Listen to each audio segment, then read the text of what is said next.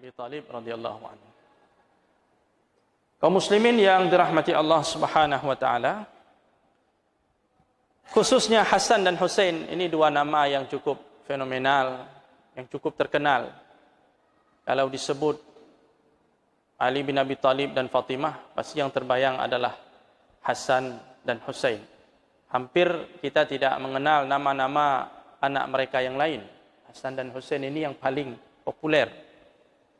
Dan karena memang ini juga yang paling banyak disebut dalam riwayat-riwayat, dalam hadis-hadis. Nabi SAW sangat menyayangi kedua cucunya itu, sehingga Nabi pernah mengatakan, huma raihanataya minad dunya. Kedua anak ini, yaitu Hasan dan Husain, adalah wewangianku dalam kehidupan dunia ini. Raihanah itu adalah sesuatu yang harum, sesuatu yang wangi. Apakah bunga, kayu-kayuan yang berbau wangi harum itu disebut dengan raihan atau raihanah. Sesuatu yang wangi itu akan sering kita cium. Sering dicium orang karena wangi, harum. Kadang-kadang raihanah ini digunakan untuk menyebutkan anak atau cucu. Di anak itu disebut raihan atau raihana karena memang orang tuanya sangat sayang kepadanya dan sering menciumnya. Anak kecil itu suka kita menciumnya. Ya. Sayang. Bahagia dengan hadirnya mereka, dengan kelahiran mereka. Jadi Nabi SAW mengatakan Hasan dan Husain ini adalah raihanah saya di dunia ini. Artinya sesuatu yang harum, yang senantiasa saya menyayanginya, menciumnya setiap hari. Hiburan bagi Nabi SAW. Sehingga diserupakan dengan raihanah ini, sesuatu yang harum, yang wangi, bunga yang harum atau kayu-kayuan yang menimbulkan bau yang wangi dan harum. Jadi keduanya ini menjadi hiburan bagi Nabi SAW. Kemudian Nabi SAW juga pernah berkata tentang keduanya, Hasan dan Husain ini. Nabi mengatakan, Al-Hasan wal-Husain sayyida syababi ahlil jannah. Kedua ini, anak ini, Hasan dan Husain ini adalah dua orang pemimpin kaum muda yang ada di dalam surga. Jadi para pemuda-pemuda surga nanti itu dipimpin oleh dua pemuda ini, yaitu Hasan dan Husain, cucu Nabi SAW. Dalam sebuah hadis yang sahih lainnya, Nabi SAW pernah menggendong Usamah bin Zaid dan Hasan. Kemudian Nabi SAW mengatakan, Allahumma inni uhibbuhuma. Ya Allah, sesungguhnya aku sangat menyayangi kedua anak ini. Fa'ahibbahuma, maka cintailah keduanya. Jadi sudah mendapatkan doa dari Nabi SAW dengan segala macam doa kebaikan pada Hasan, pada Husain dan kepada Usamah bin Zaid. Usamah bin Zaid ini adalah putra dari Zaid bin Harithah. Zaid bin Harithah ini dulu adalah anak angkat Nabi SAW. Seorang budak milik Khadijah yang dihadiahkan kepada Rasulullah SAW. Nabi sayang sekali kepada Zaid ini, sudah seperti anak sendiri. Sampai-sampai orang Mekah memanggil Zaid dengan Zaid bin Muhammad. Zaid putra Muhammad. Sampai akhirnya seseorang dilarang memanggil seorang anak itu dengan nama orang lain kecuali dengan nama ayahnya. Jadi tidak lagi dipanggil Zaid bin Muhammad, tapi Zaid bin Harithah. Nabi sangat sayang kepada Zaid. Kemudian Zaid setelah menikah, lahir anak namanya Usamah. Dan Nabi pun sangat menyayanginya, seperti keluarganya sendiri, seperti cucunya sendiri. Maka Nabi berdoa, Allahumma inni uhibbuhuma. Ya Allah, sesungguhnya aku mencintai keduanya, maka cintailah kedua anak ini. Kaum muslimin yang dirahmati Allah Subhanahu wa taala, diriwayatkan dari Abu Bakrah, dia berkata, aku mendengar Nabi SAW berbicara di atas mimbar. Nabi berpidato di atas mimbar, sementara Hasan berada di samping Nabi sallallahu alaihi wasallam. Nabi bawa cucunya ini di atas mimbar, dia dudukkan di sampingnya. Sekali-kali Nabi melihat ke arah jamaah. Sekali-kali Nabi melihat ke arah anak tersebut, ke arah Hasan tadi. Kemudian Nabi mengatakan di atas mimbar itu, "Ibni hadza sayyid," kata Nabi. Anakku ini atau cucuku ini adalah sayyid, seorang pemimpin. Wa la'alla Allah an yusliha bihi baina fi'ataini minal muslimin. Semoga Allah nantinya akan mendamaikan, melalui anak ini Allah akan mendamaikan dua kubu, dua kelompok kaum muslimin yang sedang bertikai. Jadi Nabi jauh-jauh hari sudah mengatakan Hasan ini akan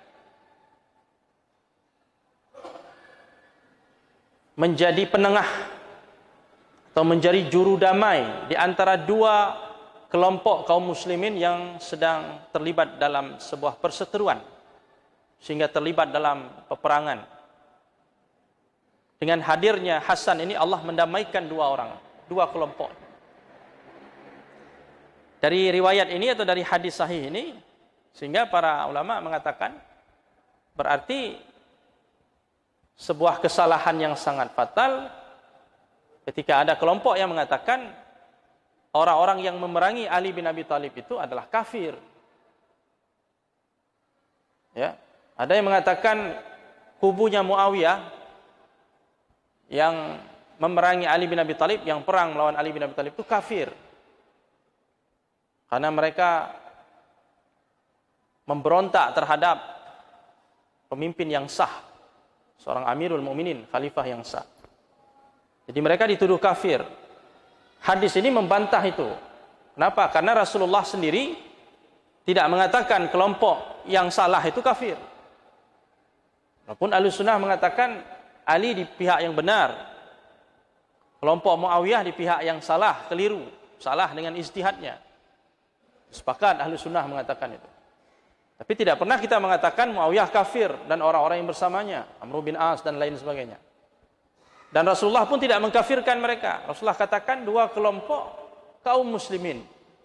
Nabi tidak katakan satu kaum muslimin, satu kafir, tidak. Dua kelompok kaum muslimin yang sedang berseteru.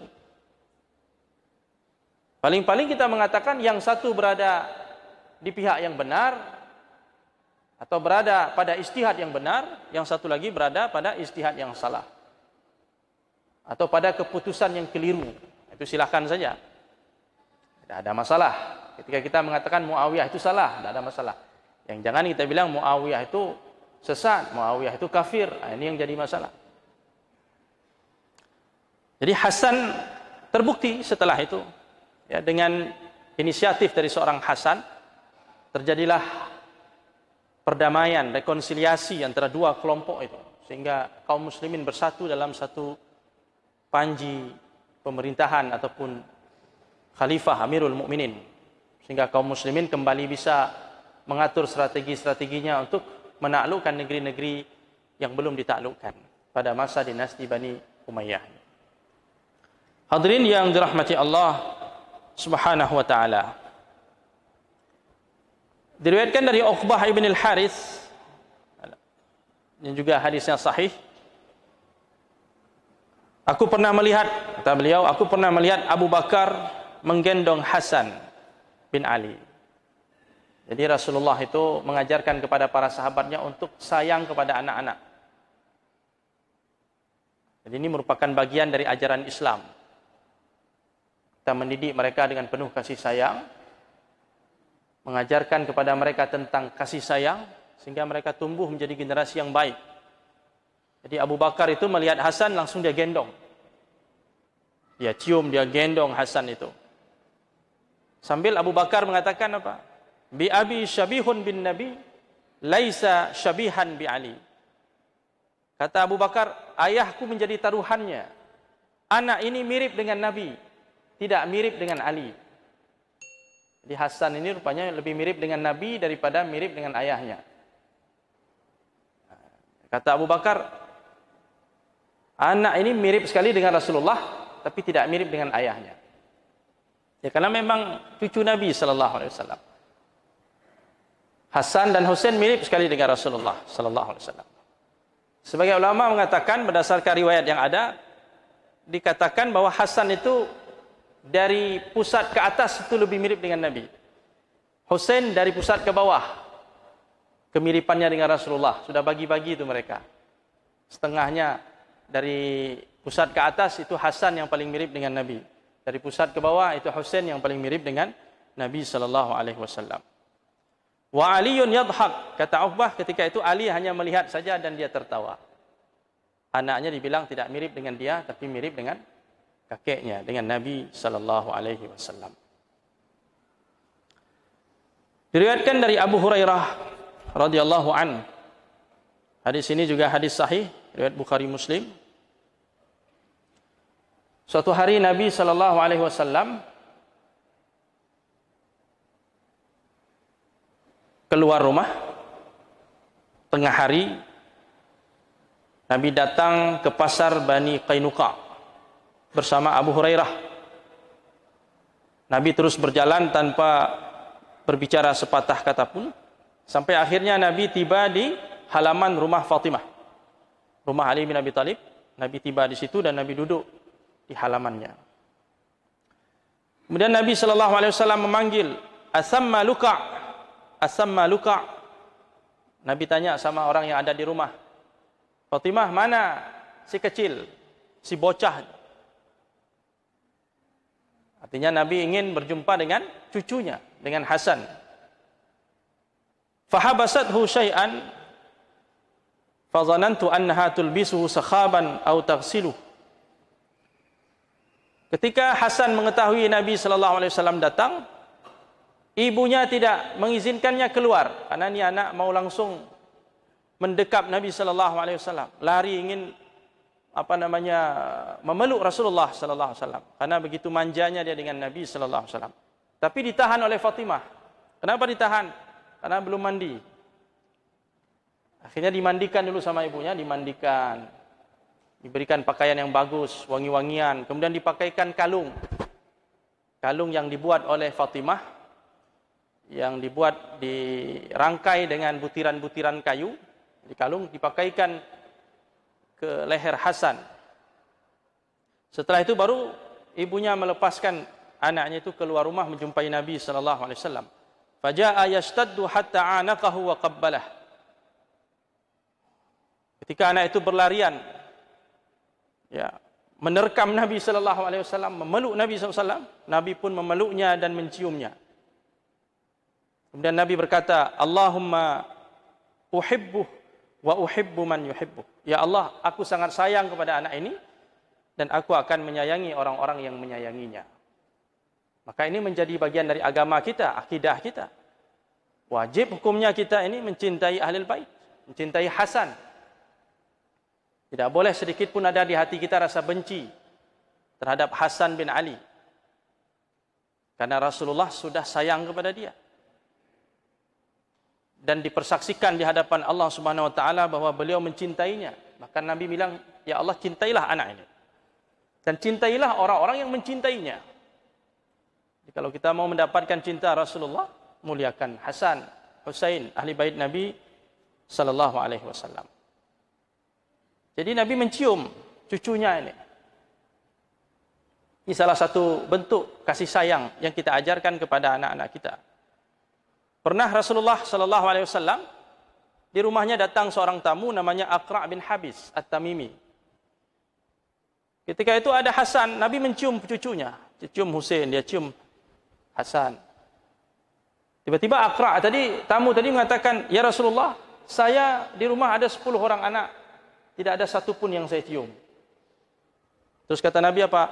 "Man la yarham la yurham." Siapa yang tidak sayang, dia tidak punya rasa kasih sayang, maka dia tidak akan pernah disayang oleh Allah Subhanahu wa taala. Salah satu bentuk ibadah kita kepada Allah, cara mendekatkan diri kita kepada Allah, sayang kepada anak, sayang kepada cucu, sayang kepada keluarga. Nabi mencium mereka. Sesibuk apapun Rasulullah, tetap beliau ada waktu, beliau cukupkan waktu untuk bermain dengan mereka. Makanya Nabi itu disayang sama anak-anak. Yang sayang kepada beliau bukan saja sahabat-sahabatnya yang dewasa, anak-anak pun tahu sayang kepada Nabi. Itu sahabat yang membunuh Abu Jahal itu kan masih kecil. Dia geram dia dengan Abu Jahal itu. Kenapa? Karena dia katakan Abu Jahal menghina Rasulullah sallallahu alaihi wasallam. Sehingga anak ini benci sekali dengan orang-orang yang menghujat Nabi sallallahu alaihi wasallam. Rasulullah itu dicintai oleh semuanya, oleh anak-anak. Kenapa? Karena Rasulullah menghargai mereka, menyayangi mereka sepenuh hati. Nabi kalau lewat di depan anak-anak sedang bermain, Nabi mengucapkan salam kepada mereka. Assalamualaikum. Saya rasa sunnah ini sudah lama kita tinggalkan. Kita sering kalau lewat di depan anak-anak, kita biarkan begitu saja. Seolah-olah anak-anak ini tidak termasuk dalam komunitas masyarakat. Ini belum jadi manusia. Mungkin menurut kita gitu. Mungkin masih pra-manusia. Sehingga kita nggak anggap mereka. Kita hanya mengucapkan salam kalau jumpa Ustaz. Ustaz, Assalamualaikum. Atau jumpa sama jamaah. Assalamualaikum Pak. Waalaikumsalam. Tapi sama anak-anak, atau anak-anak sedang main kelereng, coba datang. Assalamualaikum anak-anak. Waalaikumsalam. Ajarkan kepada mereka. Itulah cara kita mengajarkan. Jadi Rasulullah begitu. Sehingga Nabi itu ada di hati mereka. Jadi jangan coba-coba menghujat Nabi di depan anak-anak itu. Habis kita. Di Madinah itu luar biasa. Ada seorang anak, Abu Umair namanya. Main burung pipit. Suka main burung pipit. Tiba-tiba Rasulullah lewat, dia sedang sedih, nangis. Nabi tanya, kenapa nangis? Burung pipitnya rupanya sudah mati. Burung mainannya sudah mati. Nabi menghampiri anak itu dan bercengkrama dengan dia, menghibur dia. Takziah ini namanya. Kalau kita ada musibah kematian, kita sedih. Kalau anak ini hilang mainannya rusak, mainannya hilang atau apa, dia sedih. Maka dihibur oleh Nabi. Ya Aba Umair, ma fa'alan nughair.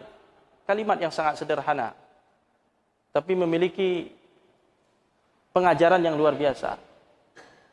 Ada seorang sahabat bercerita, saya dulu teringat ketika masih hidup Rasulullah, saya masih kecil umur 3 tahun. Saya sedang bermain air, kemudian Nabi datang menghampiri saya. Nabi memasukkan air ke mulutnya dan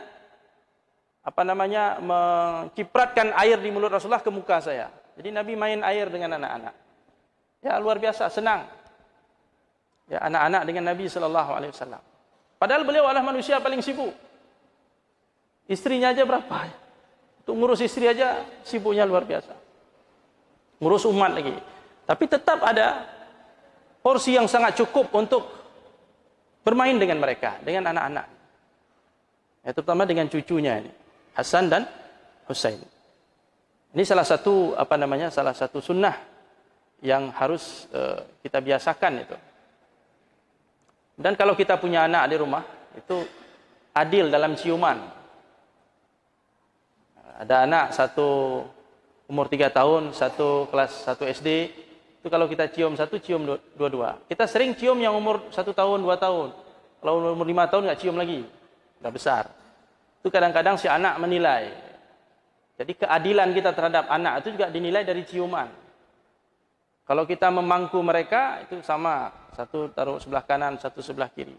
Dalam hal ciuman pun disuruh kita adil. Karena kita ingin semua anak kita berbakti sama kepada kita. Begitu juga dalam perlakuan kita terhadap mereka. Inilah diantara kehidupan keseharian Nabi Sallallahu Alaihi Wasallam dengan cucu-cucunya. Sampai-sampai hadirin yang dimuliakan Allah, dalam sebuah hadis riwayat Ahmad, Syekh Ar-Arnaud mengatakan isnaduhu sahih. Sanadnya sahih. Muawiyah bin Abi Sufyan pernah meriwayatkan. Dia bilang apa? Ra'aitu Rasulullah sallallahu alaihi wasallam yamussu lisanahu aw syafatah. Aku pernah melihat Nabi sallallahu alaihi wasallam mengisap bibir dan lidah Hasan bin Ali. Jadi Nabi cium Hasan itu luar biasa. Gemesnya Rasulullah dengan cucunya ini sampai bibirnya dilumat sama Nabi, lidahnya dihisap sama Nabi. Riwayat siapa itu? Riwayat Muawiyah bin Abi Sufyan. Hadisnya sahih. Wa innahu, kata Muawiyah, wa innahu lan yu'azzab lisanun aw syafata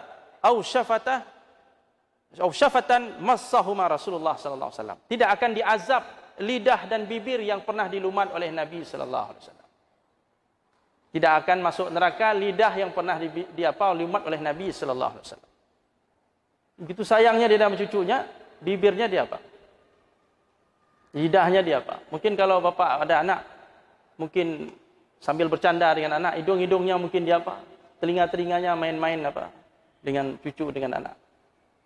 Cuma kaum muslimin yang dirahmati Allah, hadis ini dijadikan alat oleh orang-orang yang anti-Islam untuk menuduh Rasulullah sallallahu alaihi wasallam. Mereka katakan ini Muhammad ini, nabinya orang Islam ini punya kelainan. Hadis ini dipakai, digunakan untuk itu. Untuk menebarkan satu syubhat tuduhan. Padahal Rasulullah memperlakukan cucunya ini bukan dalam rangka apa tadi? Hal-hal yang sifatnya negatif. Jadi karena dia geram, dia sayang sama cucunya. Dipahami oleh orang-orang yang otaknya kotor. Jadi kalau orang punya otak kotor, menafsirkan sesuatu pun jadi kotor. Dipahami ini adalah perilaku yang menyimpang dari seorang Muhammad, kata mereka. Kalau kita umat Muhammad yang bersih pikirannya, tidak ada berpikir seperti itu. Biasa dia dengan cucunya.